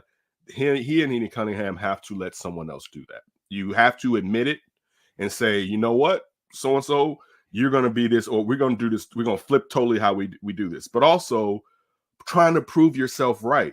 You look at the Velus stuff. What was the point of holding on to Velus, basically? Trying to show I was right in this situation. And the same thing applies with Flus, where it's like, and I could say this, I don't know how much leeway he has as far as getting rid of his head coach, with ownership. And also I think what we found out like last year, something Flus has an extension on there. So you're paying him and somebody else that you will be bringing in. But Flus hadn't done enough to where you're going to be like, I got to hold on to him because he took over for DC because he brought in a guy with him. Let's not forget that too. That was his guy. That wasn't someone where they did a coordinator search, right? And it was like, hey, we're going to partner you with him. No. Hey, buddy, me and you going to go to Chicago and you're going to be the defensive coordinator. That was that situation. So when we're talking about just evaluating character and people that you don't know. And again, that can happen to anybody. You may not know something about one of your co-workers / friends or whatever that can pop out on you. It can happen to anybody, but that still is a demerit. You know, like truthfully, it still is. It's a demerit. You know what I'm saying? Because we living in the real. Like this is the real world. This isn't tiddlywinks. Let's all be buddies. This is like, yo, I'm trying to feed my family, and I may have to move. Like this is real life shit. So like you can't, like, it's not even just from the coaches. It affects the players. It affects the other people that take care of the players. It affects the general manager. It affects a lot of people if you fucking around. You know what I'm saying? And that's where it's like when we just sit here acting like, man, it's cool that you kind of fucking around. It's not really cool. You know what I'm saying? Like it's not really cool. Did you have demerits? Did you get demerits in high school? That was because you mentioned demerits. I haven't heard demerits since high school. I believe we had to. So at some point, I had to have gotten them. I know it popped into my head. It just popped into my head. That's funny because I was thinking like, oh, you're gonna get. You have to come up with different things when you spitting. Right, and it's funny because it reminded me of oh man, teachers threaten you. You're gonna get the demerit. I'm like, all right. No, sorry. All right, I'll stop acting a fool. A demerit. Right. So how do you feel about the rumors, bro? How do you feel about the rumors? OG Bobby Ben Johnson. Rumors had it from Albert Breer. He told Cap and Jay Hood that that was the job he wanted, Albert Breer told those guys, ESPN, that the Chicago job was the one he wanted. And remember, I was saying, man, I hope they get rid of Ben Johnson. Don't tease me. So okay, anybody that's followed me for the last few years, you know that I've always questioned Jared Goff. And Jared Goff, I'm going to apologize to you. This is definitely some of you. But my question has always been, I want to see Jared Goff when Ben Johnson is gone. I think Jared Goff will still be a pretty good quarterback when Ben Johnson goes on to become a head coach. There's no doubt, and I've been on this. I've been Ben Johnson, Josh was Bobby Slowick. It was no doubt Ben Johnson should have been the head coach here. The only question would be the same issue that you had with Flus. I don't know if being a coordinator, can you go from being a head coach? But I was willing, when you look at what Ben Johnson's been able to do, to give him that opportunity. You were bringing in a rookie quarterback who who has a great mind and wants to learn. You know what I'm saying? Like, so bringing in someone who could feed that mind made a lot of sense. I would do it. Only problem is now you got to go through everyone learning when you could have done this last year. So like that, I don't like, I really wonder again with that. My question is how did he want it, but did he decide after how they lost in the playoffs? Because I felt like how Detroit lost made Ben Johnson was a big reason. Reason he returned. He came back because it was like we too close to finishing this.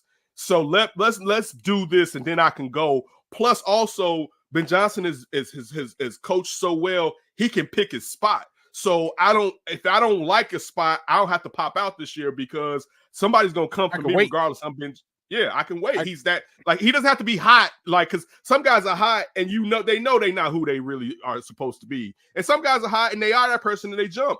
But he knows who he is and what he can do.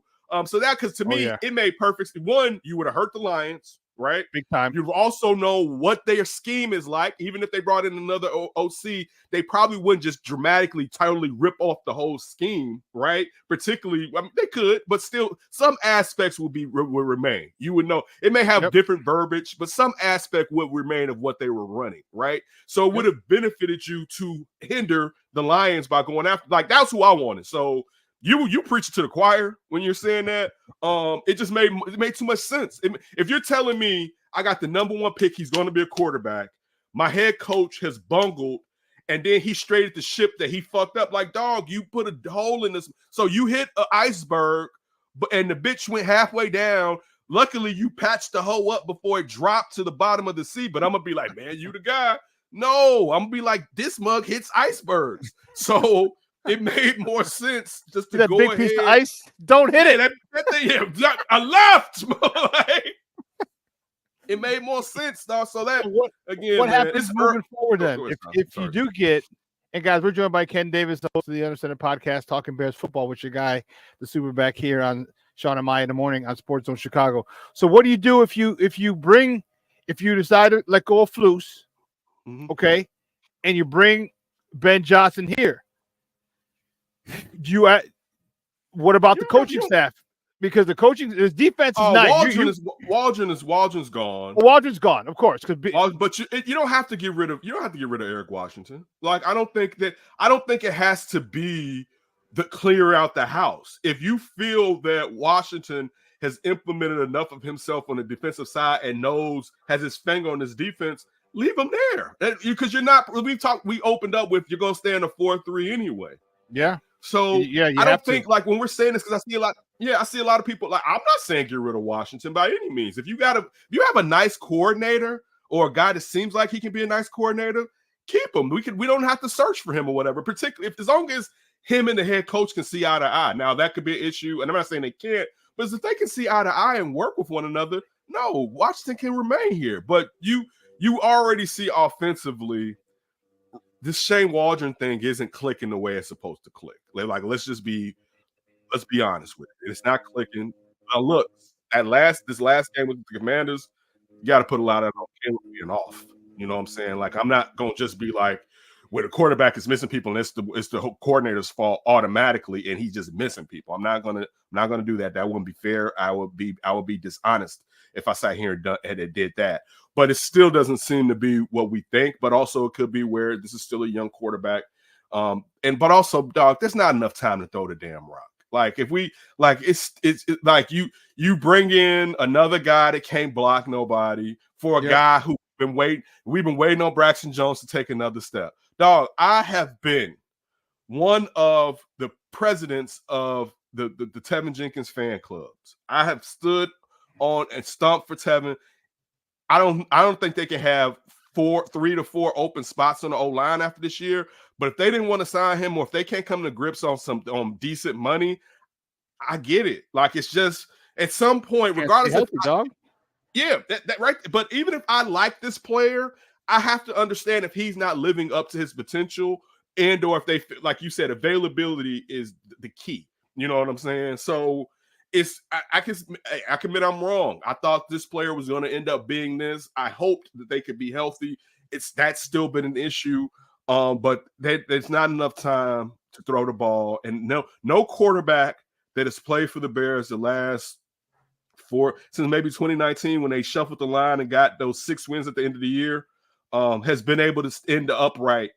I guess some of Mitch had some time. He had a little bit of time early on to throw the ball or whatever. But for the most part, the Bears' offensive line when it comes to pass pro has been close to trash, if not trash, for like 4 to 5 years. You know, that's the truth. You know, it hasn't been good. And that's what another reason that angers me that they haven't been running. They started running the ball a few weeks ago, but they hadn't been running the ball when you're bad in pass pro. It's like, but it's some teams that are bad at both. You know what I'm saying? It's like we just fucked. You know what I'm saying? But you actually can do one, and you've shown to do it well in the past. But you're trying to prove that you're sophisticated through the air, and I'm trying to show you how smart I am through the air. That's one reason I like Kyle Shanahan, because Kyle Shanahan gonna show you sexy run packages too with all the other stuff that he can do. I'm not saying that he is impervious or whatever. He hasn't won a Super Bowl, but still, I could see why. Case in point, mentioned that I'm not gonna hold on to Kyle Shanahan. If you get what I'm like, I'm be like, you know, Kyle, I'm tired of you losing the big one, but your quarterback did blow his arm out in a crazy fashion against the Eagles, and you know, like. I'm gonna make excuses to hold on to Kyle Shanahan. That's what I'm talking about. When you have him, we make excuses to hold on to him. You know what I'm saying? Like when you had Joe Madden with the Cubs, and it was Madden almost lost the World Series, but still they won it, and you still thought about all the good stuff he can do So it was like, let's keep rocking out, right? He hasn't done something where I'm like, yo, but Shuddy did this. Like that, he hasn't done something. So for me, again, and I hope the next time I come on, this isn't, the majority of the conversation, because this is, I don't even know if this is a good discussion, because it's not going to happen. And it's just doing this week after week after week is just, it's not the vibe that I want to present when someone asks me to join their show. But it's just frustrating. And it aggravates me, because this roster's too good when it comes to running and defense for them not to do both. They defend well, but not to what helps a defense: time on the clock, possession time, them off the field, running the rock, also setting up play action and everything else, and also wearing down the opposing team's defense because you rocking their shit, getting off the ball and imposing and whooping on their ass. And the fact that a defensive coordinator isn't getting off the bus with that doctrine, you know what I'm saying? Like, we getting off the bus like, dog, we gonna get physical on these MFs. That's like, especially when you can do it. Like, it'd be different if you a finesse team and you saying that, and it's like, you talking crazy. No, y'all can actually do that. So why do you have the oldest run blocking, pass blocking tight end in the league? You know what I'm saying? Like, what's the purpose of Mercedes Lewis being here if you're not gonna unleash what he can do? You know what I'm saying? Like, dude, let's. So that to me is where it's like, you know what? This dude does not learn from his lessons. Like, that's the real thing. Like, this guy is not learning from the mistakes he's done in the past, and he still believes that he can win by still committing the same mistakes, which, again, we know is the definition of insanity. All right, to expect something different doing the exact same thing. So for me, but what about I'm out. I'm a little annoyed with Shane because he's made me look bad. All right, because he was remember I kept saying he made all of us. He made all of us. He made all of us look best bad. acquisition this offseason. But he adapted. He adapted, and I'm not ready to throw him out yet. You did just have 2 games where you scored 35 touchdowns, 35 points, 5 offensive touchdowns, 2 consecutive weeks. And I understand it wasn't against top tier defenses, but it was against NFL teams. And I think, I'll give him one pass with the side eye. Like, okay, maybe he had a bad week. All right, and if they get back on track, I'll be happy, because I like what he's done with Caleb. To me, dude, tell me that Cole Kmet touchdown wasn't something that got you, dude. I got a chubby off of that one. I'm like, screen left, fake screen right, down the middle, and then Cole Kmet trucked the dude. And dude, I got so excited. I'm like, this is what I want to see. That is like, I was so fired up. So so he gained some length on his leash. All right, because so I want to see how he responds this week. Yeah, we have to give him this. He's gonna get the season regardless. Shane Waldron. I was a person that was cool with them hiring him. He was a guy that had done the job before. You look at the project. You look at Geno Smith, and some of that we also got to give just props to Geno Smith for turning his career around from being a bust to being a good quarterback. You know what I'm saying? Like, he's a good quarterback. Like, you look at the yards, he's a good quarterback. So initially, the fact that the players said, you heard Mercedes Lewis come out and said, basically we can all just be men up in here. You don't have to tiptoe around us. And look, it may take some people some time in a new environment to know, and that to kind of get themselves to the comfort factor where they can just shoot shit straight. You know what I'm saying? But still, to me, I would think that when you are taking on a job and there is tape and video, and your job is to study film, and you see what the staff that you had did well, you would make sure to incorporate that in your plans, particularly when you're trying to ease in a rookie quarterback. But again, it was a mistake, and I'm willing to give him a pass to learn from it. I haven't seen enough to where I'm like, if they move off of him, he needs to remain. If they move off of Flus, that he has to remain. I'm not to that degree yet. But look, I'll say this: it'd be great. I would love to have an issue where at the end of the year, it's like, damn, man, I don't know if we want Waldron to leave. And it may hamstring him, even though a real grown man do grown shit, and you got to cut bait. You got to cut bait. I would love that to happen.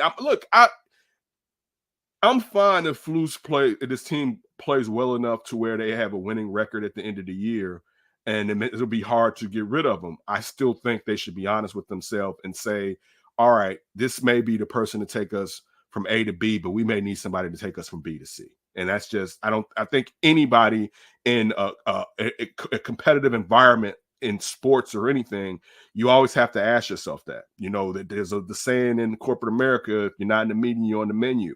And, you know, that's for Warren, Poles, and Cunningham to be like, yo, do we see to get us there? Is the head coach a decisive influence on getting us to X, which would be a Super Bowl?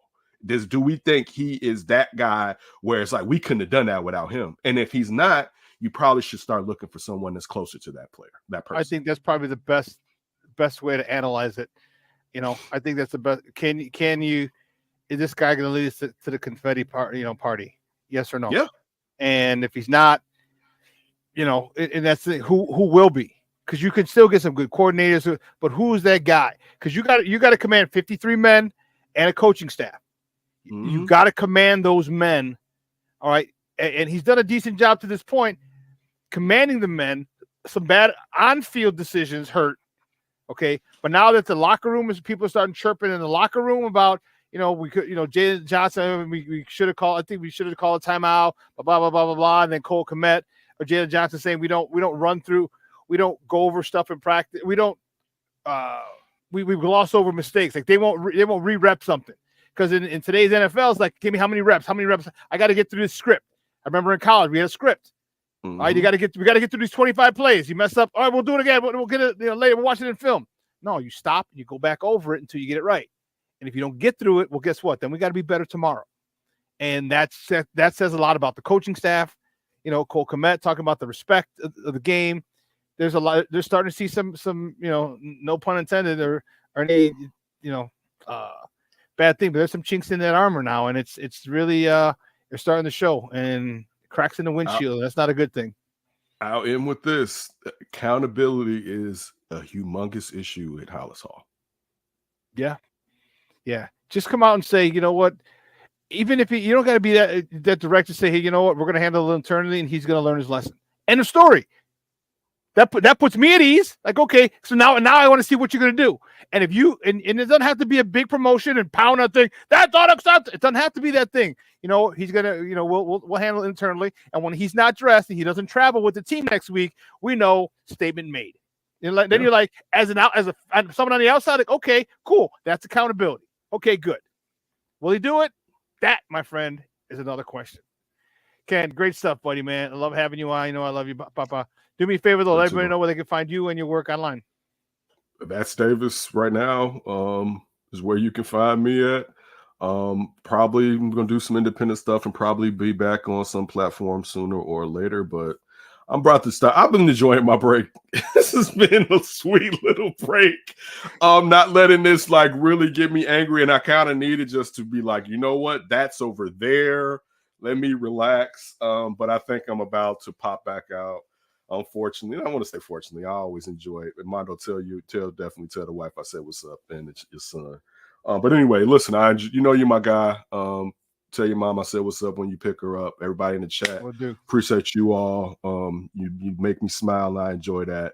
Listen, they're a good team. They may not be as good as what we hope they're going to be, but they're not trash. They're far from trash, and they definitely have building blocks to be a really good team moving forward. But this is one thing I said on here plenty of times. This is the toughest division in the NFC, you know, and I told you all that the Vikings weren't going to be chumps this year. I said it, and it was like, get the fuck out of here. They look at them.